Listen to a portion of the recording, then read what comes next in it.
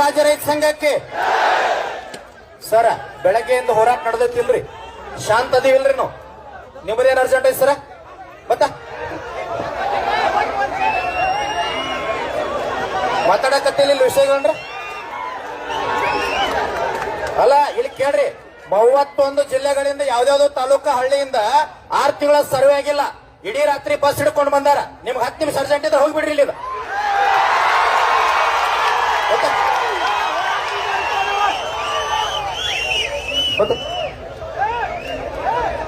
ಅಲ್ಲ ಇರ್ಲಿ, ಅದಕ್ಕೊಂದು ಶಾಂತ ಐತಲ್ರಿ. ರಾಜ್ಯ ಅಧ್ಯಕ್ಷರು ಮಾತಾಡಕತ್ತಾರ, ಬಿಡ್ರಿ ಬಿಡ್ರಿ ಅಂದ್ರೆ ಏನರ್ಥದು? ಏ ಪವಾರ್ ಕೊಡು.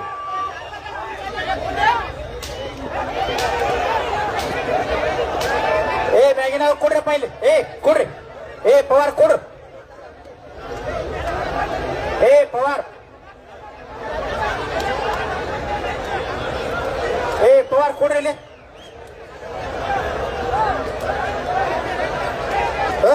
ಕೊಡ್ರಿ ಸರ. ಇಲ್ಲಿ ಕೇಳ್ರಿ, ಸನ್ಮಾನ್ಯ ಮುಖ್ಯಮಂತ್ರಿಗಳು ಮಾತಾಡಕ್ ಅಡ್ಡ ಬಂದ್ರನ ಯಾವ ಅಧಿಕಾರಿ ನಾವು ಬಿಟ್ಟಿಲ್ಲ. ರೈತ ಸಂಘ ಹೋರಾಟ ಐತಿದ. ಇಲ್ಲಿ ಕೇಳ್ರಿ, ನಾವ ಕಮಿಷನರ್ ಸರ್ ಯಾಕೆ ಗೌರವ ಕೊಡ್ತೀವಿ ಅಂದ್ರೆ, ಕುರ್ಚಿ ಹಾಕಿರೋ ಪಾಪ ಅವ್ರು ಕೊಂಡಲಿಲ್ಲ. ನಾವ್ ನಿಮ್ ಸಮಸ್ಯೆ ನಿಂತು ಕೇಳ್ತೀವಿ ಅಂದ್ರೆ ಅವ್ರಿಗೆ ಗೌರವ ಅಲ್ಲ. ಇಲ್ಲಿ ಪೊಲೀಸ್ ಅಧಿಕಾರಿಗಳದಾರ. ನಿನ್ನೆ KB ಹೋರಾಟ ನೋಡ್ರಿ ಸರ್, ಎಷ್ಟು ಶಾಂತಿ ಹೋರಾಟ ಇತ್ತು ನಮ್ದು, ಎಷ್ಟು ಗೌರವ ಕೊಟ್ಟಿವ್ರಿ ಅಧಿಕಾರಿಗಳಿಗೆ. ನಮ್ಮ ಅಧ್ಯಕ್ಷರು ಮಾತಾಡತ್ತಾರ, ಬಿಡ್ರಿ ಬಿಡ್ರಿ ಬಿಡ್ರಿ. ಬಿಡಂಗಿಲ್ಲ ತಮ್ಮ, ಏನೋ ಒಂದು ತಾಸು ಮಾತಾಡ್ತೀವಿ ನೋಡು. ಕರ್ನಾಟಕ ರಾಜ್ಯ ರೈತ ಸಂಘ ಹಸಿರು ಸೇನೆ ಹೋರಾಟ ಇದ ಬಹಳ ಗಂಭೀರತೆ ಒಳಗಿರ್ತ ಸರ್. ಇದ ಬಹಳ ಶಿಸ್ತಿದು. ನಮ್ಮದೇ ಆದಂತ ಒಂದು ತತ್ವ ಚಿಂತನೆ ಪದ್ಧತಿ ಇರ್ತದ.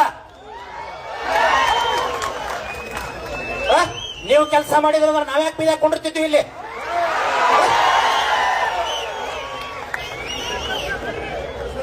ಬೇಕಾದ್ರೆ ನೀವು 1 ತಾಸು ಟೈಮ್ ಕೊಡ್ರಿ.